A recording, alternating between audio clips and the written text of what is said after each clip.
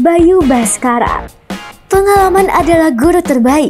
Itu pula yang membuat Bayu Baskara tak patah arang untuk kembali mempersiapkan diri menjadi bakal calon legislatif di daerah pemilihan 6 Kabupaten Bogor, meliputi Kecamatan Parung, Gunung Sindur, Bojonggede, Ciseeng, Rancabungur, dan Tajur Halang.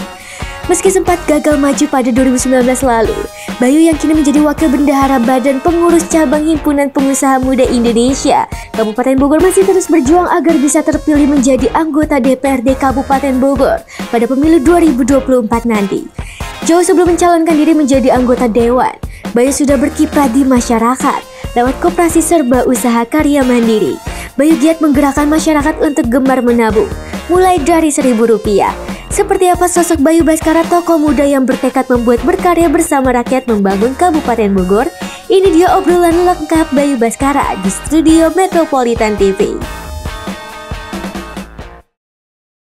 Assalamualaikum warahmatullahi wabarakatuh. Balik lagi Sobat Metropolitan TV. Sekarang saya sudah ada tamu istimewa, Kang Bayu Baskara. Aduh. Beliau ini tokoh muda Kabupaten Bogor yang hari ini punya kesempatan, punya peluang buat maju nih, Bay. Ini Bayu-Bayu nih, ini perkenalan juga. Ini Kang Bayu Baskara, ini Bayu Wahyudi. Ini double Bayu ini kita. Tapi yang Bayu ini mah kayaknya urakan nih. Jauh, kalau Bayu ini ya alim lah. Beda nih. Nah, jadi Kang Bayu ini sekarang jabatannya di HIPMI sebagai Wabendum ya? Betul. Wabendum, terus juga di Koperasi sebagai pimpinan wilayah untuk di Kabupaten Bogor. Nah, kita akan coba mengulik beberapa aktivitas dan kegiatan yang dilakukan sama Kang Bayu. Terlebih hari ini beliau juga ingin maju di Pileg pada 2024 sebagai anggota dewan ya di DPRD Kabupaten Bogor dari Partai PDI Perjuangan, Dapil 6. Nah, nanti kita akan kulik apa yang sudah dilakukan dan apa yang akan dilakukan, dan kita juga akan mengupas kenapa dia tertarik terjun di politik. Sebelum mulai ke situ, saya pengen tanya dulu Kang Bayu. Hari ini kan Kang Bayu aktif di HIPMI. Betul. Ya, kenapa di HIPMI? Itu dulu deh. Kenapa di HIPMI? Karena memang kita basicnya juga pemuda, ada usaha gitu kan. Nah, saya ingin masuk bergabung dengan teman-teman yang muda juga, pengusaha, untuk menggerakkan, membantu perekonomian di Kabupaten Bogor. Iya. Ini baru periode pertama yang ikut kan? Atau sebelumnya sudah pernah gabung juga? Kalau sebelumnya saya hanya mantau aja, lihat biasa. Iya. Ternyata kegiatan-kegiatan di HIPMI ini menarik gitu, Mas. Iya. Akhirnya memberanikan diri untuk cobalah kita masuk di HIPMI gitu kan. Karena memang tujuan kita juga ingin berbuat lagi yang lebih baik untuk di Kabupaten Bogor tadi melalui organisasi HIPMI. Karena saya rasa nggak mungkin lah kita ingin membangun sesuatu sendirian, itu nggak akan bisa. Iya, betul. Makanya harus ada kolaborasi dengan teman-teman yang satu frekuensi, satu pemahaman, ya sama-sama latar belakangnya pengusaha, sama-sama anak muda, ya insya Allah pasti cocok gitu kan. Iya.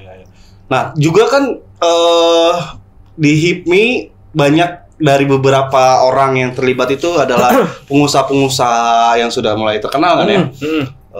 Atau misalnya usaha yang sudah punya usahanya sudah lama dan sudah membesar dan sudah inilah ya, sudah besar lah. Nah, ketika berkumpul dengan para pengusaha itu, ada kesan apa yang muncul dari Kang Bayu?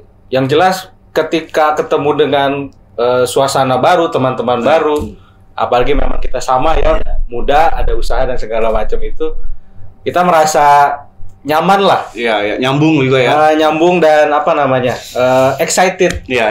Karena bertemu dengan teman-teman baru, dengan berbagai macam usaha ada di situ.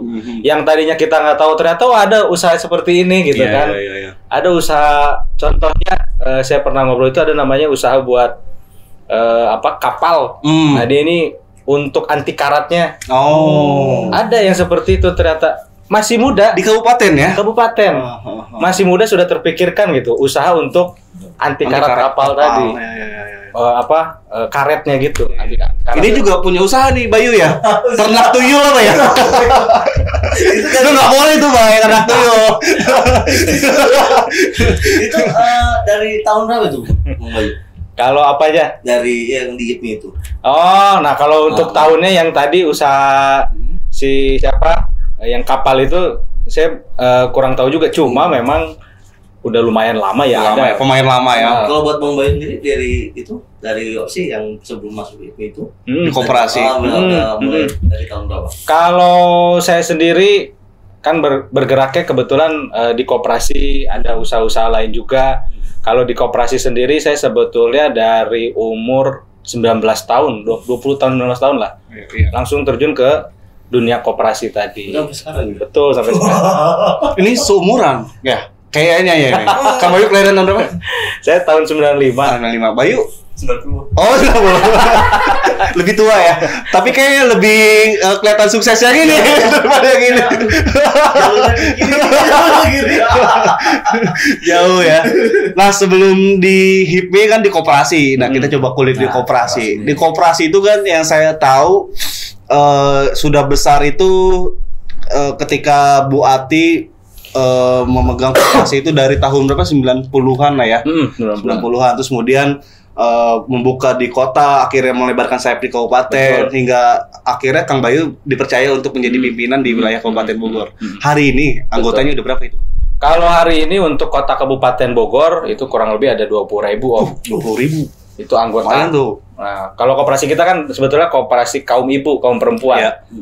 Laki-laki ada, cuma nggak banyak Mas Bay. Kenapa tuh? Kenapa Bang? Saya penasaran gini. Kenapa? Karena memang kita fokus membangun ngebangun koperasi ini, ngebangun kulturnya memang dari kaum ibu tadi. Iya. Supaya ibu-ibu ini bukan hanya sekedar kumpul, tapi bisa bermanfaat. Iya. Dengan menyisihkan sedikit rezeki suami tadi. Selama suaminya kerja, mereka di rumah ini Om bisa menyisihkan sedikit rezekinya nabung ke koperasi tadi. Berarti suaminya nyari duit, istrinya kelola. Gitu. Nah, istri yang mengelola. Tujuannya ke sana. Kalau lu gimana? Suaminya kerja, istri juga kerja. Harusnya memang ya bagi-bagi peran lah ya, ngurus di rumah.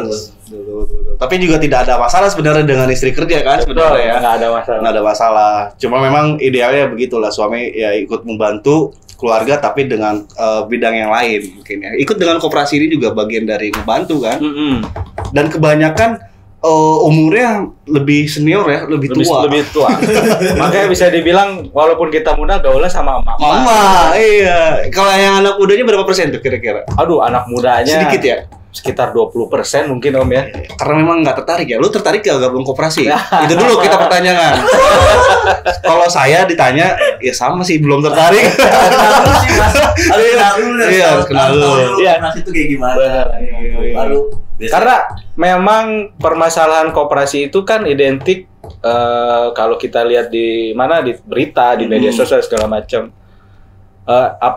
Negatif kan? Negatif beritanya ada itu rentenir. Dampak negatif dari koperasi. Terakhir kan banyak koperasi yang sukses maju ternyata ujungnya bubar, bermasalah dan segala macam.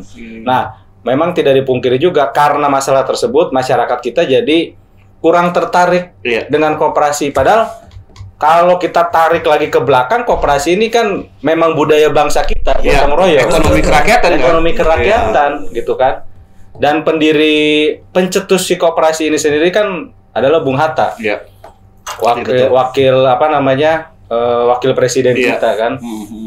Yang pertama ya, salah satu pendiri bangsa gitu kan. Berarti kan memang seharusnya tidak ada sisi negatif dari koperasi kalau memang cara pengelolaannya betul. Iya. Mungkin karena ada yang salah sehingga yang dilihat oleh masyarakat secara umum adalah yang salahnya. Betul. Gitu ya. Padahal itu kan oknum, Bay. Ini yang harus diketahui nih sama masyarakat juga bahwa tidak semuanya koperasi itu adalah jelek gitu kan. Ada juga yang sehat, yang baik dan benar kan. Betul. Kalau misalnya kita bandingkan dengan bank keliling itu juga tidak bisa disebut koperasi kan sebenarnya? Nggak bisa. Beda kan? Koperasi dengan bank keliling itu beda. Sangat berbeda. Yang paling mencolok di apa ya perbedaannya ya? Kalau koperasi itu kan jelas berbadan hukum. Nah, syarat untuk berbadan hukum kan ada beberapa syaratnya. Kita harus terdaftar di mana dinas koperasi ya. Dinas koperasi. Nah, untuk simpan pinjam sendiri itu harus ada izinnya lagi, Om. Jadi nggak bisa sudah membentuk koperasi tapi belum ada izin untuk simpan pinjam, itu nggak bisa beroperasi si koperasi itu.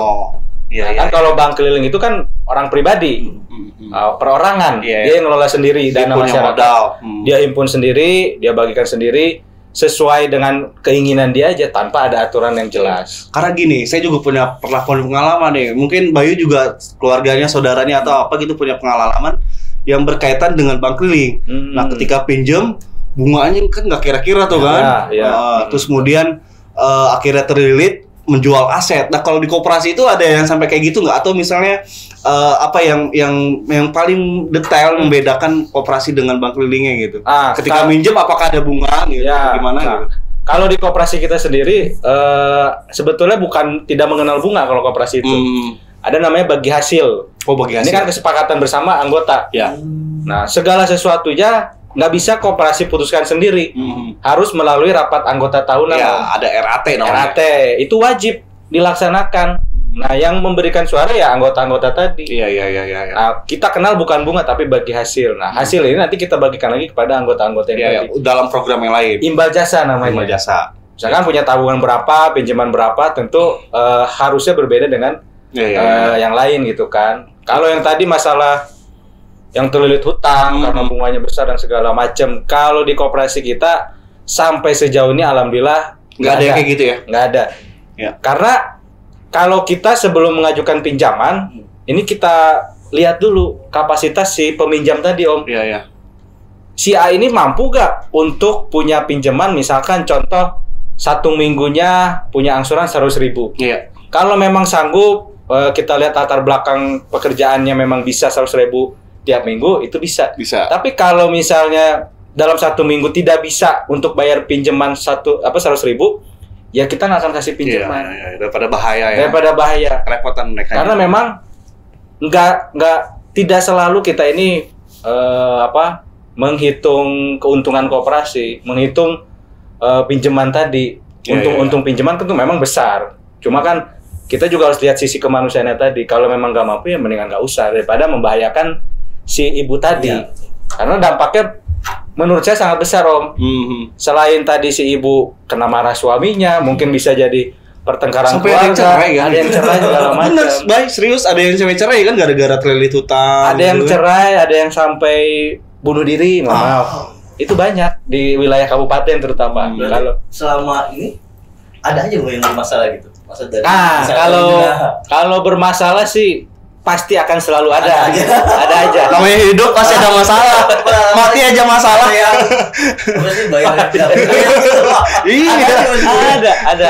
Ada. Nah, kalau di koperasi kita gini, ada 2 kemungkinan kan. Mereka ini nggak bayar itu karena apa? Pertama, ada yang tidak mampu bayar. Contoh suaminya yang tadinya kerja di PHK atau meninggal, berarti kan tidak mampu bayar. Kita mau nagih segimanapun, ketika memang nggak mampu bayar nggak akan bisa jadi apa-apa gitu kan. Nah, ini ada opsi lain dari koperasi. Kalau misalkan memang tidak mampu bayar, kita terpaksa hibahkan. Jadi diikhlaskan? Dihibahkan ya. Maksudnya ya karena udah nggak mau bayar, udah nggak usah dibayar, kita ikhlaskan gitu. Tapi sepengetahuan dari anggota juga. Karena kan tadi bukan uang pribadi saya, bukan uang pribadi ketua koperasi. Ini kan uang masyarakat yang dihimpun. Nah, kalau memang dia nggak mampu, ya kita hibahkan. Ada dana cadangan lah namanya. Kita pakai dana itu untuk diberesin pinjaman dia. Nah, kalau yang tidak mau bayar, biasanya kita kejar terus tuh, tapi tidak mengenal denda. Jadi nggak ada dendanya? Nggak ada denda, karena saya yakin yang namanya koperasi ini kan kalau dilandaskan dengan aturan yang benar, dengan secara walaupun bukan koperasi syariah tapi kita pakai ilmu-ilmu syariah tadi. Kita tidak mengenal denda. Kalau misalnya telat berminggu-minggu sampai bulan-bulanan, tetap aja dia hanya punya hutang segitu. Pokoknya aja kan. Pokoknya aja. Bayar. Kalau programnya nih, Koperasi Serba Usaha Karya Mandiri namanya ya, KSU Karya Mandiri. Program itu apa aja yang menjadi unggulan dan itu diterima dengan masyarakat? Kalau program unggulan kita sebetulnya basicnya Kalau koperasi ini kan dibangun memang untuk sebagian sosial, Mas. Iya. Nah, jadi kita mulai dari gerakan menabung Rp1.000 setiap hari. Rp1.000 per hari. Rp1.000 setiap hari. Ya, per hari tadi.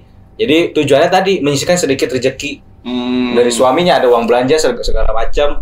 Daripada uangnya pakai jajan, dia ngumpulin di rumah nggak kumpul-kumpul. Jadi ini berdasarkan memang dari permasalahan di wilayah. Ibu-ibu itu kalau nabung di rumah sebetulnya bisa. Tapi kalau ada tukang jajan lewat, tukang bakso, tukang somai dikorek lagi, nggak kumpul-kumpul. Relate banget. Pokoknya kalau ketemu tukang bakso udah nggak bisa nahan ibu-ibu. Ambil jajan, jadi nggak kumpul-kumpul. Nah makanya kita dasar dari keresahan itu kita mulai namanya gerakan menabung Rp1.000. Rp1.000 per hari. Itu ada yang keliling nantinya tuh ke rumah, kolektornya, bantuin. Jadi membantu si anggota tadi supaya bisa nabung. Iya. Betul. Minimal 1.000 tadi. Yang kedua programnya adalah ada pinjaman tanpa bagi hasil, Om. Tanpa bagi hasil. Tanpa bagi hasil. Maksudnya gimana tuh? Jadi ketika dia pinjam 500.000, baliknya tetap 500.000. Oh, iya, tidak ada bunga lah intinya ya. Tidak ada bunga, nggak ada bagi hasil, nggak ada potongan. Itu bisa berapa lama itu? Kalau ini jatuhnya sekitar 3 bulanan. 3 bulan, 3 bulan harus sudah kembali. Ya, 3 bulan harus kembali dan itu bergiliran. Iya. Jadi nggak bisa dia lagi. Oh, harus semua anggota. Harus yang lain dulu gantian. Baru nanti balik lagi ke dia kalau semuanya udah kerasa. Betul. Kalau semuanya nggak akan bisa juga koperasi kita gitu kan. Iya, semuanya ngajuin pinjaman. Kalau semuanya ngajuin pinjaman yang tanpa bagi hasil nggak bisa juga untuk operasional segala macam. Jadi bergilir gantian tuh. BW mau ngajuin pinjaman? Modal usaha. Udah rasa jualan apa gitu, Bay? Nah, syaratnya apa nih Mas bisa pengen gabung gitu tuh? Nah, kalau syarat untuk gabung di koperasi kita, Koperasi KSU Karya Mandiri, itu harus ada sosialisasi dulu di wilayah. Jadi kita edukasi dulu masyarakatnya bahwa koperasi ini bukan koperasi untuk pinjaman aja. Artinya mereka juga sebagai anggota koperasi harus peduli dengan koperasinya. Karena koperasi ini kan milik anggota juga. Nah, kebanyakan di masyarakat kita di bawah itu justru masuk koperasi hanya untuk pinjam aja. Nabungnya nggak mau. emang ini rata-rata gitu sih. Karena emang sudah minjem terus. Mindsetnya. Kalau minjem koperasi, gitu kan. Nah ini justru kita mau balik. Memang bukan satu pekerjaan yang mudah. Benar. Merubah mindset masyarakat di wilayah yang tadinya dia lihat koperasi minjem aja gitu kan. Nah ini kita rubah untuk ayo nabung dulu. Kalau mau pinjaman ya nabung dulu. Ini syarat bakunya memang seperti itu. Iya. Kita ikuti aturan. Jadi kalau lu mau pinjam nggak boleh. Kalau lu nggak nabung, jadi harus nabung dulu. Ya, baru dikasih pinjaman. Jadi anggota nabung baru bisa pinjam. Kalau hanya nabung aja nggak jadi anggota nggak bisa. Iya, cuma. Nah kalau di kabupaten sendiri sekarang sudah ada berapa kantor koperasi? Kalau untuk Kabupaten Bogor itu ada 6 kantor. 6 kantor? 6 kantor koperasi. Itu ada di Kecamatan Kemang, Kecamatan Ciseeng, Kecamatan Rancabungur, Kecamatan Parung, sama Kecamatan Tajur Halang. Berarti sudah hampir semua, baru bagian utara aja ya? Baru bagian utara. Iya. Kalau yang bagian selatan, timur tuh sudah ada perwakilan belum? Kalau di Ciomas tuh. Ciomas masuknya di Barat ya. Ada ya berarti ada sebagian, Mas. Jadi kita memang belum bisa masuk semua ke sana. Tapi kalau di kota mah udah semua kecamatan ada. Kalau kota semua kecamatan udah ada. Masih ada. Tinggal kabupaten. Karena kan tadi ini koperasi yang memang tujuannya untuk manfaat orang banyak, kita nggak mau hanya dirasakan di Kota Bogor aja. Makanya kita mulai masuk ke Kabupaten Bogor. Nah, tujuan berikutnya jangka panjangnya mungkin 40 kecamatan Kabupaten Bogor kita bisa masuk ke situ. Masuk semua. Ya. Kalau untuk yang wilayah utara itu sudah 6 dan sisanya berapa lagi yang akan dikejar?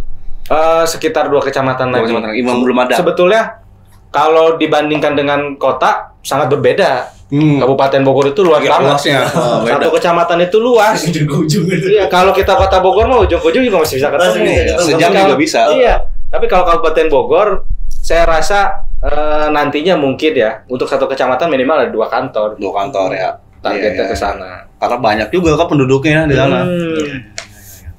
Terus kalau misalnya yang belum ada kantor belum ada kantor perwakilannya, terus mau jadi anggota gabung gimana? Nah ini belum bisa. Oh belum bisa. Berarti tetap harus ada kantornya dulu. Harus ada kantor. Kalau memang jarak tempuhnya memungkinkan, Kan yang belum ada tuh Tajur Halang. Mana? Tajur Halang udah ada. Yang belum ada Gunung Sindur sama Bojong.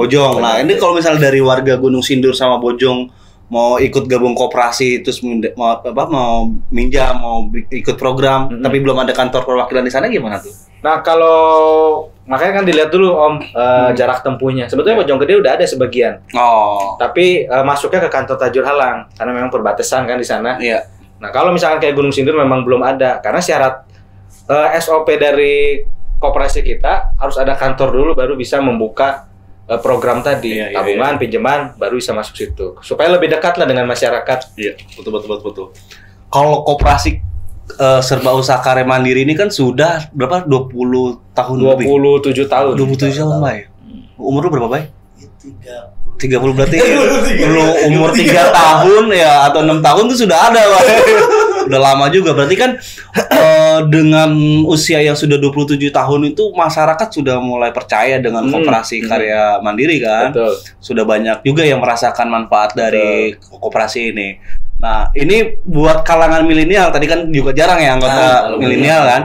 Apa yang bisa Kang Bayu sampaikan bahwa ikut koperasi ini bukan menjanjikan ya. Ya pokoknya asik lah ikut koperasi ini gitu. Apa yang bisa Kang Bayu berikan, ajak lah buat kalangan milenial itu. Jadi gini, kalau koperasi kita kan memang marketnya Om sebetulnya lebih ke ibu-ibu di wilayah. Nah, kebanyakan justru ini permasalahan kita juga, milenial itu lebih senang sekarang nabungnya online. Iya ya, banyakan situ ya. Dia nggak mau ketemu orang. Ke teller aja ibaratnya udah nggak mau. Jadi mendingan buka online, nabung di sistem online aja. Nah, kebanyakan justru kalau yang milenial rata-rata nabung ke koperasi lewat emaknya. Lewat ibunya. Iya. Ya nabung 1.000-2.000 kan bisa tuh. Kalau milenial. Kenapa ya? Karena malu apa gimana ya? Tapi zamannya gitu. Zamannya sudah berubah. Sudah tertarik ya? Sudah berbeda ya. Iya, benar. Ini juga harus kita buka lagi untuk milenial supaya jangan sampai si koperasi ini lama kelamaan jadi mati gitu. Karena kan nggak ada generasi lagi, gitu. Betul.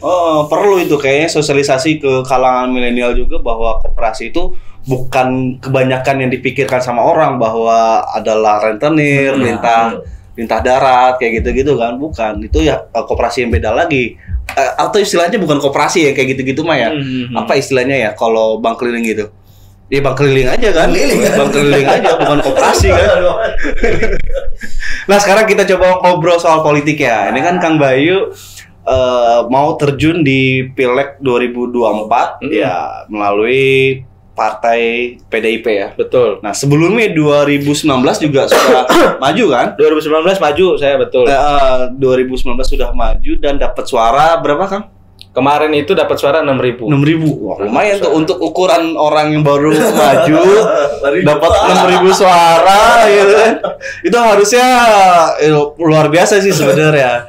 Nah, ini yang di 2024 ini kira-kira yang membedakan strateginya ketika 2019 ini ternyata belum berhasil, apa yang dilakukan ketika 2024 ini, Kang, strateginya? Kalau bicara strategi untuk 2024, karena 2019 itu sebetulnya maju itu karena memang kita mau coba tes ombak lah ya. Tes ombak di dunia politik itu seperti apa sih gitu kan. Karena kalau hanya berbuat kita di koperasi, nggak akan bisa lah kita bantu banyak orang. Maksudnya nggak akan bisa bantu lebih banyak orang lagi.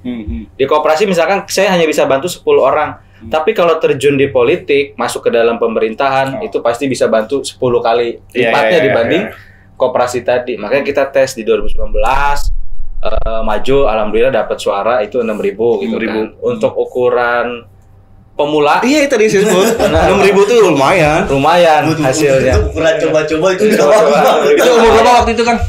Umur 23, 24 23 ya. Sekarang 28. Berarti kan nanti pemilu 2024 itu umur 29 ya. Udah pas lah, udah ideal, udah mateng. Bayu umur 29 udah jadi apa, Bay? Masih ngamen.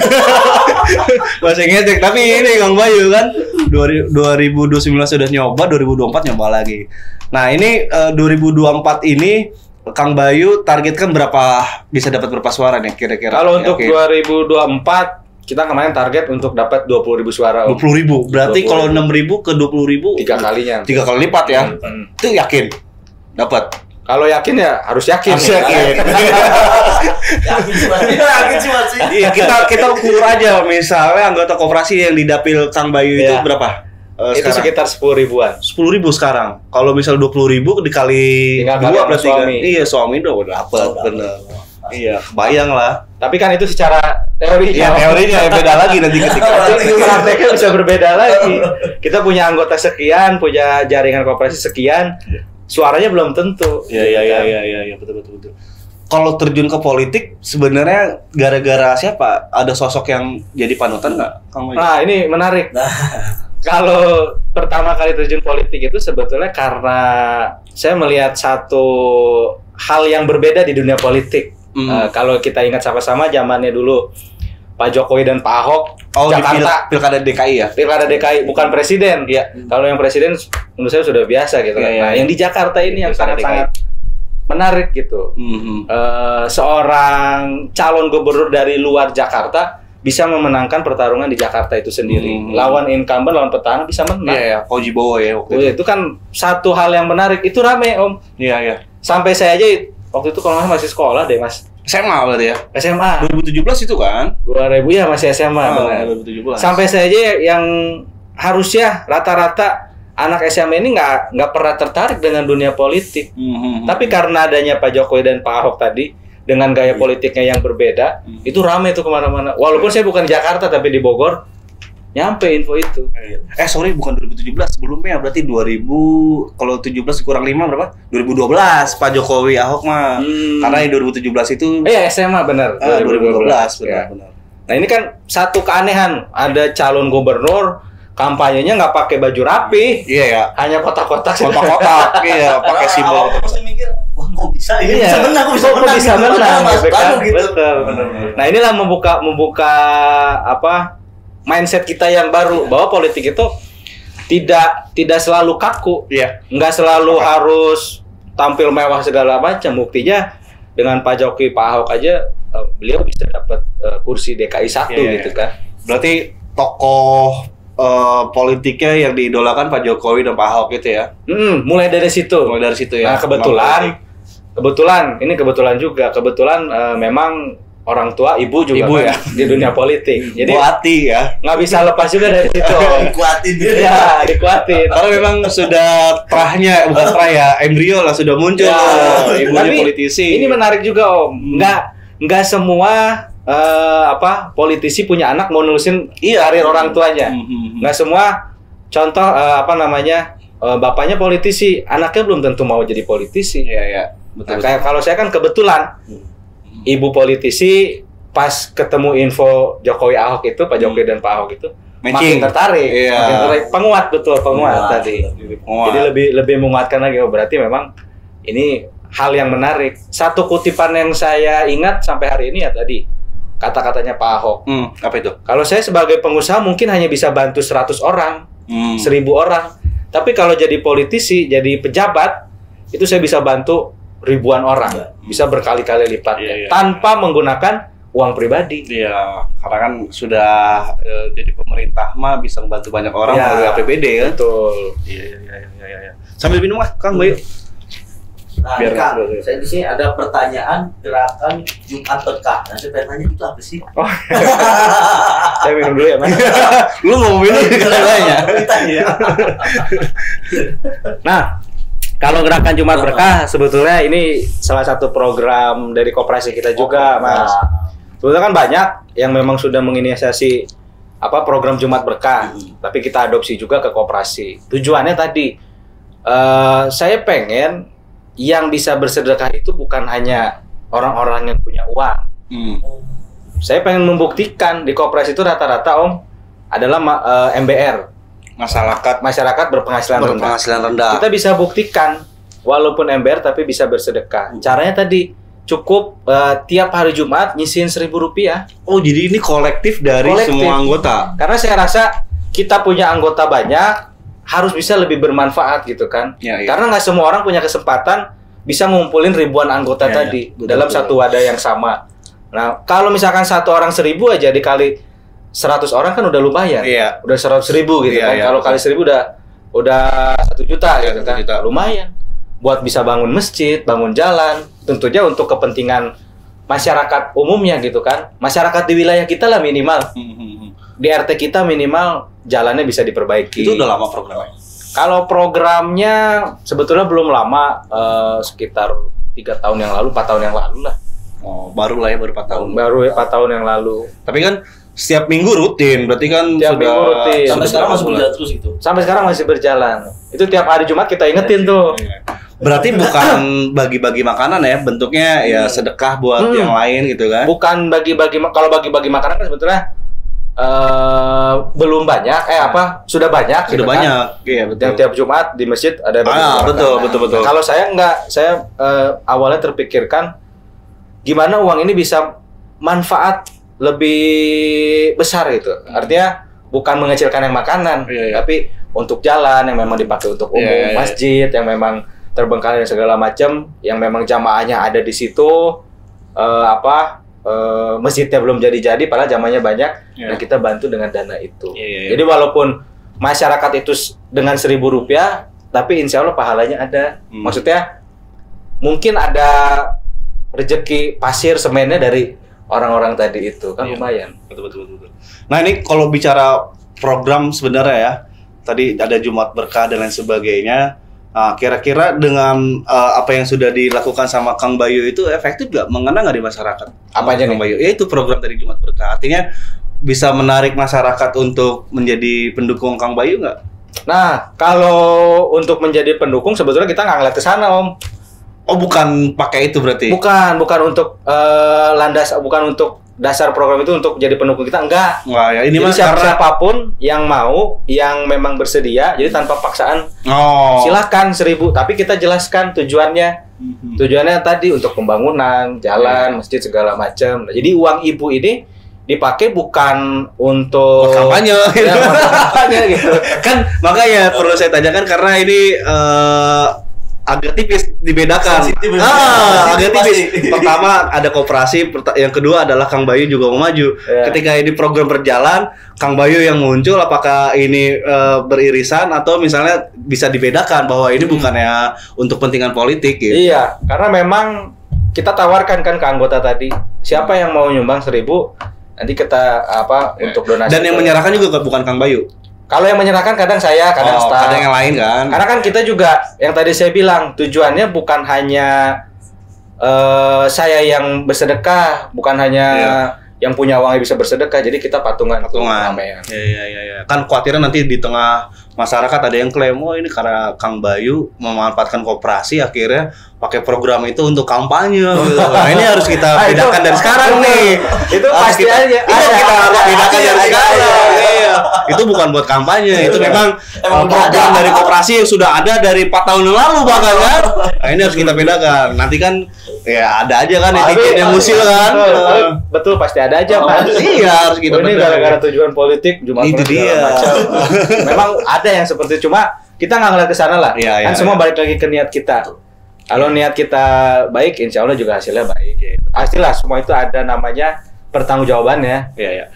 Nih kan Kang Bayu udah terjun ya, udah jemplung lah di politik. Emang Kang Bayu bisa apa untuk membantu masyarakat gitu?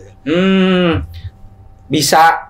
Iya, bisa melakukan apa ketika misalnya nanti sudah terpilih misalnya jadi anggota dewan untuk masyarakat? Salah satu yang Kang Bayu inilah cita-citakan misalnya nanti membuat program kesehatan, membuat program pendidikan atau apa gitu yang berkaitan dengan masyarakat luas. Kalau saya pribadi sih tujuannya kan memang untuk 3 hak dasar rakyat. Kita fokus ke pendidikan, ke kesehatan, kesejahteraan. Iya. Nah, ini banyak. Kenapa? Kita beda dulu pendidikan apa tadi? Untuk pendidikan tadi, karena kan saya ini berkecimpung di dunia koperasi. Yang tadi saya sudah jelaskan, banyak anggota itu adalah MBR. Masyarakat berpenghasilan rendah. Semua informasi di bawah itu sangat berguna bagi saya gitu kan. Nah, informasi dari atas ke bawah nggak ada. Iya, minim mana. Betul. Kalau dari informasi ke bawah ke saya masuk. Banyak. Masalah pendidikan ada ijazahnya ketahan, Mas. Ini miris menurut saya. Masa anak sekolah ijazah ketahan anak SMA, SMK yang ijazahnya ketahan, terus gimana dia mau nyari kerja? Orang tuanya nggak mampu bayar, terus percuma dong dia sekolah. Iya. Sedangkan kita kalau nyari kerja kan harus pakai ijazah, gitu kan? Nah ini hal pertama yang pendidikan, saya ingin fokus, ya mudah-mudahan bisa untuk membantu masyarakat lebih banyak lagi Kabupaten Bogor. Dengan nebus-nebusin ijazahnya? Bukan nebusin pakai uang pribadi. Ya, makanya kayaknya nggak kebayang bisa berapa ratus juta ya. Iya. Minimal mendorong KCD kan, kalau misalnya SMA gitu kan. Ya dengan program, Ada program pemerintah. Iya. Kita apa namanya? Kita sounding lagi program-program pemerintah bahwa dari Jawa Barat itu ijazah udah nggak boleh ditahan sebetulnya. Iya. Kalaupun ada tunggakan tidak juga harus ditahan kan? Betul. Bisa solusi lah dicicil. Solusi lain segala macam itu. Itu masalah pendidikan, Om. Iya. Dan yang saya lihat juga banyak ini miris juga, banyak anggota koperasi saya punya anak itu nggak nyampe 9 tahun udah berhenti sekolah. Iya, rata-rata ini kan sekolah ya. Permasalahan berarti 9 tahun itu SMP ya? Masih SD ya? Ya SD ya. Umur 9 tahun kan? Yang wajib belajar 9 tahun itu. Iya. Itu ada yang udah nggak sekolah. Nah ini kan miris menurut saya. Iya. Jadi kita harus sama-sama lah berjuang untuk pendidikan. Berarti mendorong biar yang nggak mampu itu dapat beasiswa. Ya. Berarti kan tuh salah satu program yang akan diusung nanti ketika terpilih. Terus yang kedua tadi kesejahteraannya. Pendidik kesehatan. Oh, kesehatan. Nah, apa yang akan dilakukan? Kang Bayu bisa apa untuk kesehatan? Kesehatan ini, nah ini juga kan informasi dari bawah juga. Ya. Banyak masyarakat miskin ini masuk rumah sakit itu biasa dijadikan bola pingpong, Om. Iya. Nah ini memang agak sensitif ya. Maksudnya nggak semua, tapi ada beberapa yang seperti itu. Tapi alhamdulillah sekarang sudah mulai membaik. Program kesehatan kita, rumah sakit kita sudah mulai membaik. Karena adanya dewan-dewan atau adanya orang-orang yang mau berjuang di situ gitu kan. Nah dijadikan bola pingpong, dioper sana, dioper sini. Penuh. Kan seharusnya kalau rumah sakit itu secara aturan dia nggak boleh menolak pasien. Ditangani dulu. Iya. Tangani dulu. Kalau kamarnya penuh tinggal tunggu. Iya. Kalau memang tidak bisa memungkinkan di rumah sakit tersebut, ini sepengetahuan saya. Itu harus rumah sakit tersebut yang memberikan rujukan ke rumah sakit mana. Dia yang nyari, bukan pasien yang nyari ke di jalan. Udah lagi sakit suruh nyari rumah sakit. Kebanyakan pasien yang nyari. Kebanyakan pasien yang nyari. Nah, berarti kaitannya dengan Kang Bayu apa yang akan dilakukan? Nah kan karena saya punya informasi ini informasi real, fakta di lapangan seperti itu. Kan kalau misalkan saya sekarang mungkin masih kurang power lah untuk membantu masyarakat tadi. Mungkin 1, 2, 5 orang masih bisa gitu kan. Tapi kalau sangat banyak masyarakat kan tentu kita harus ada koordinasi dengan pihak berwajib. Iya. Berarti kan minimal bawa pasien dengan mobil pribadi, dengan ambulan atau apa gitu kan bisa dilakukan dengan cara itu ya. Dulu tuh saya pernah ikut ngawal Kang Bayu bawa pasien ya dulu ya. Bawa pasien betul. Yang dulu apa sih sakit apa ya? Kebakar ya? Ada satu masyarakat Mas di wilayah Kemang Kabupaten. Jadi dia kerja jadi tukang bangunan gitu kan. Tapi tidak ada safety-nya. Dia masang bajaringan Om.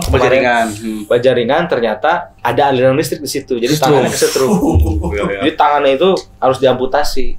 Karena ketidakpahaman, karena mungkin ya namanya masyarakat ya Om ya.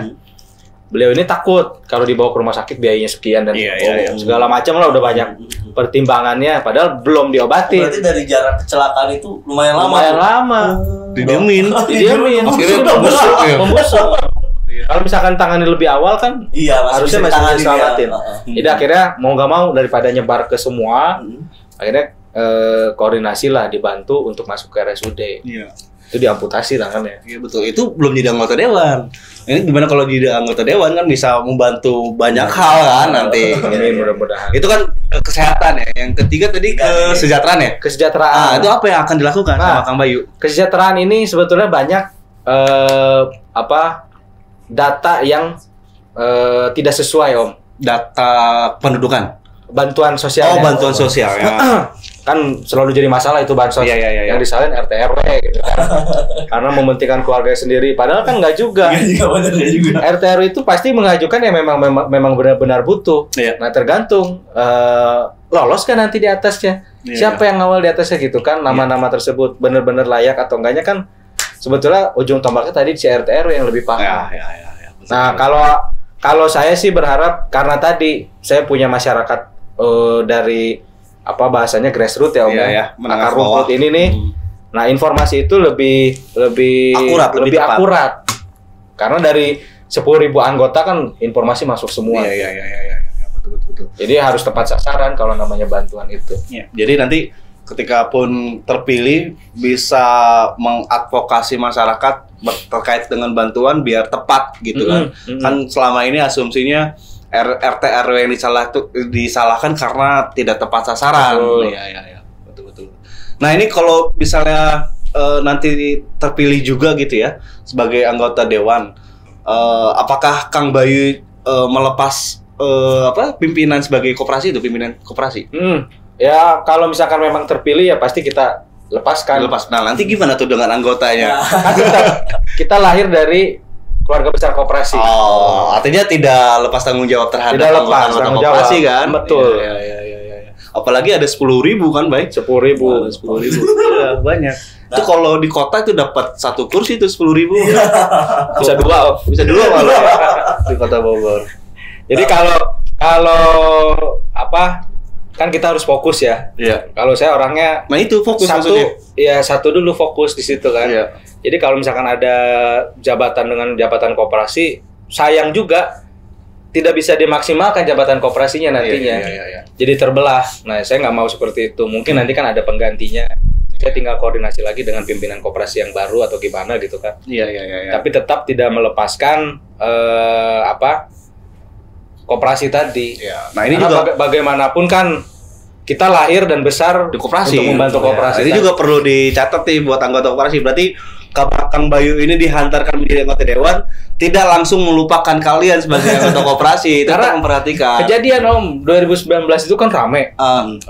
Ini mah koperasi politik. Nah, itu maksud saya. Koperasi partai, koperasi banteng ya, koperasi PDI. Tapi saya bisa buktikan, kan banyak juga isu. Ini mah kalau Pak Bayunya gagal, koperasinya bubar ya. Segala macam. Tapi saya buktikan Om, dari 2019 sampai hari ini bukan koperasi saya berkurang, tapi saya tambah koperasi. Nambah kantor, nambah perwakilan. Tadi Bayu mau nanya apa lo? Nanya apa, Bay? Yang paling support maju di pemilu 2024 siapa sih? Kalau dibilang paling support, ya pasti keluarga gitu kan. Ada istri, ada orang tua. Karena memang tahulah latar belakang kita, tujuan kita untuk di politik seperti apa. Nah, terutama juga yang disupport, yang banyak support adalah anggota sendiri. Mas. Karena beberapa kali kita bantu calon lain, nggak akan kembali lagi ke koperasi, ditinggal koperasi ke masyarakat. Iya. Karena kebanyakan seperti itu, ajang 5 tahunan. Kalau kita kan karena punya dasar jaringan masyarakat tadi, jadi atau tidak tetap aja. Saya ada di dalam situ gitu kan. Betul. Ini kalau orang nanya ya, emang latar belakangnya apa sih Kang Bayu sehingga berminat untuk terjun ke politik? Misalnya apakah ada pengalaman organisasi atau hal-hal lain yang berkaitan dengan politik gitu? Ada nggak kira-kira latar belakang itu? Latar belakang masuk ke politik? Iya. Misalnya dulu di kuliah aktif di apa gitu, Karang Taruna, aktif di mana? Di organisasi. Di organisasi, iya. Ada nggak latar belakang organisasi itu? Kalau latar belakang organisasi kebetulan di kampus masuk jadi kepala biro dulu pernah, terus di KNPI Jawa Barat saya pernah masuk ya KNPI ya. Masuk, cuma memang nggak terlalu aktif lah gitu, tapi masuk ke sana. Terus sekarang di HIPMI Kabupaten Bogor saya aktif menjadi wakil bendahara gitu kan. Secara organisasi berjalan lah. Cuma kalau untuk latar belakang tadi yang tadi saya sampaikan Om, latar belakangnya karena memang ada merasa tertarik tuh karena tadi pertama ibu orang tua gitu kan, pasti nggak lepas lah namanya anak itu melihat sosok orang tuanya gitu kan. Yang kedua tadi Pak Ahok dan Pak Jokowi itu ketarikan itu ya. Nah makanya kenapa saya nanya ada pengalaman atau latar belakang organisasi, kan kebanyakan anggota dewan itu setelah duduk nggak tahu ngapa-ngapain. Nah ini jangan sampai Kang Bayu juga nggak tahu mau ngapain gitu karena nggak punya pengalaman organisasi. Tapi kan tadi kita udah tanya pernah di KNPI, artinya kan tahu perannya akan apa gitu. Nah sebenarnya kan ada tupoksi tuh, tupoksi anggota dewan ada 3. Tupoksi penganggaran, tupoksi controlling, sama tupoksi untuk bikin perda. Nah, Kang Bayu, pemahaman Kang Bayu tiga tupoksi ini menurut Kang Bayu apa dari masing-masing itu? Kan kalau kita kan di legislatif ya. Iya. Berarti kan tadi fungsi pengawasan. Iya. Berarti kan mengawasi kerja eksekutif seperti apa. Tahu berarti. Yang sudah disepakati dari legislasi tadi kan. Membuat legislasi kan bersama dengan si eksekutif. Eksekutif, betul. Nah, beres dari situ kan kita ngawasin dong. Iya. Jangan sampai hanya dibuat tidak diawasin kan bahaya juga. Iya. Nah, kita awasin dari situlah fungsi pengawasan berjalan gitu kan. Betul. Terus juga ada fungsi penganggaran tadi ya. Kan ketika, dasarnya anggaran tadi. Anggaran legislasi baru controlling. Iya. Maksudnya jangan sampai nanti jadi anggota dewan tidak tahu tupoksinya. Makanya kita tanya duluan ya, ternyata udah tahu, udah paham. Iya, udah siap ternyata kan. Nah, jadi sahabat Metro, ini kalau ada yang mau kepoin aktivitas Kang Bayu, ada di Instagramnya. Instagramnya apa Kang Bayu? Instagramnya Baraya Bayu Baskara. Baraya Bayu Baskara. Nanti kita tampilkan di sini ya. Ini bisa dikepoin nih apa aja kegiatan Kang Bayu. Jangan sampai nanti masyarakat juga nggak tahu Kang Bayu itu ternyata bukan cuma politisi yang datang 5 tahunan. Enggak. Udah dari sebelum-sebelumnya juga sudah ada aktivitas gitu ya. Ada website-nya juga ya, website-nya bayubaskara.com. bayubaskara.com. Jadi bisa mantau di situ. Kan masyarakat juga bisa tahu mana politisi yang bekerja dengan hati, mana yang politisi yang cuma datang ketika pemilih dengan bayar-bayar aja, beli-beli suara kan gitu. Ini yang bahaya kan? Nah, kalau mau kepo tentang koperasinya kemana nih? Kalau koperasi ada kayak Sukarya Mandiri, itu di Facebook. Udah Facebook, ya? banyak ya, anggotanya juga di situ semua. Penasaran saya soalnya. Ya. Ini bisa ini nanti kita kantor ini kita bikin koperasi aja. Bisa kan? Tapi masuknya di kota ya jadinya ya, karena kan kita di kota.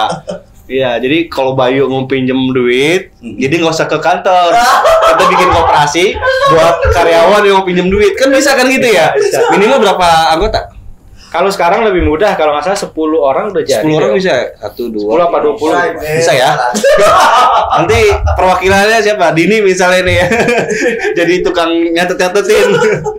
Kita mau bikin koperasi di sini. Justru rata-rata koperasi karyawan lebih hidup, Om. Iya. Karena kan dia lebih jelas. Iya, ada gaji kan? Bisa potong gaji. Yang riskan itu koperasi umum. Iya. Kita nggak bisa potong gaji segala macam. Iya, nggak tahu penghasilannya dari mana, berapa gitu kan? Iya, sepakat. Ada lagi, BW yang mau disampaikan? Cukup. Kang Bayu, terima kasih banyak. Kita sudah bisa ngobrol-ngobrol bareng. Nanti di lain kesempatan bisa ngobrol bareng lagi ya. Biar nanti kita update juga apa yang sudah dilakukan sama Kang Bayu, misalnya menjelang pemilu nanti ya. Kita bisa ikuti kegiatan-kegiatan Kang Bayu di 2024 nanti gitu kan. Biar kita update, kita bantu untuk sampaikan kepada pemilih atau pada masyarakat bahwa Kang Bayu ini bukan dengan tangan kosong, dengan kepala kosong, tapi sudah ada ide apa yang akan dilakukan, sudah ada yang sudah diperbuat gitu kan. Ini yang bisa membedakan Kang Bayu dengan politisi atau calon anggota dewan yang lain. Karena kan tadi saya singgung sih sebenarnya kebanyakan datangnya 5 tahun menjelang pemilu, terus kemudian ngasih duit beli suara gitu kan. Akhirnya ketika dikasih duit dapat suara tapi nggak ada feedbacknya buat masyarakat. Itu jangan sampai kayak gitu. Itu yang bahaya. Nah, itu yang bahaya. Makanya Kang Bayu nggak kayak gitu kan. Sebetulnya ini kalau boleh saya sharing sedikit, permasalahan itu bukan hanya di si calon dewan ya, tapi di masyarakat kita yang masih terpengaruh dengan cara seperti itu. Saya yakin lah kalau masyarakat kita diedukasi, ini bukan membandingkan, tapi sejauh ini Kota Bogor dengan dibandingkan Kabupaten Bogor masih lebih pragmatis. Karena mungkin tadi masalah edukasi tadi tidak diedukasi dengan baik. Nah, kalau misalkan masyarakat itu tidak mau menerima hal-hal yang seperti itu, pasti nggak akan ada dewan yang jadi seperti itu juga gitu kan. Ini mah hukum ekonominya supply demand. Ada permintaan ya kan, ada yang ngasih jadi kayak gitu. Ya jadi Kang Bayu bisa dibedakan dengan oknum-oknum calon anggota dewan yang lain. Tadi yang saya sebutkan bahwa dia punya ide, punya gagasan apa yang akan diperjuangkan, kemudian juga apa yang sudah diperbuat kelihatan gitu. Jadi kan bisa dibandingkan gitu ya. Oke, terima kasih Sobat Metropolitan TV. Kita kembali lagi dalam kegiatan lain. Terima kasih.